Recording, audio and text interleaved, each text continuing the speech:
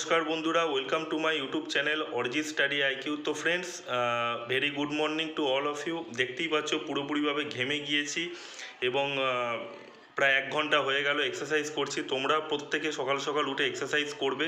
তো বন্ধুরা, এই মুহূর্তে সবথেকে বড় আপডেট সেটা হচ্ছে কি, অনেক দিন ধরে আমাকে মেসেজ করছিল অনেকে যে ওয়েস্ট বেঙ্গল পঞ্চায়েতের যে রিক্রুটমেন্ট বেরোনোর কথা ছিল, মানে যেটা রেজিস্ট্রেশন তোমরা প্রায় 1.5-2 বছর আগে করেছো, 6,652টা মতন ভ্যাকেন্সি, তো তার ফুল নোটিফিকেশান কবে আসবে?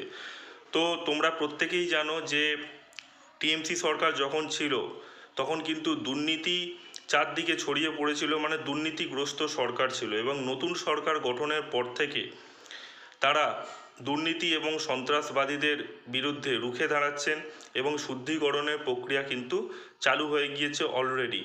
তো গতকালই পঞ্চায়েত এবং গ্রামোন্নয়ন মন্ত্রী দিলীপ ঘোষ মহাশয় জানিয়েছেন যে অবিলম্বে এই নোটিফিকেশান আসছে, মানে ফুল নোটিফিকেশান আসছে এবং ফর্ম ফিল আপ কিন্তু শুরু হয়ে যাবে। মোটামুটি 15 থেকে 20 দিনের মধ্যে কিন্তু ফুল নোটিফিকেশান আসছে। তার মানে হচ্ছে জুন মাসের ফার্স্ট উইকের থেকে কিন্তু তোমাদের এই যে পঞ্চায়েতের যে রিক্রুটমেন্ট হওয়ার কথা ছিল, যেটা পেন্ডিং হয়ে পড়ে আছে, টোটাল ফর্ম ফিল আপ এবং বাকি যে সমস্ত প্রসিডিওর, তোমরা কিন্তু জুন মাসের ফার্স্ট উইকের দিকে কিন্তু তোমরা জানতে পারবে।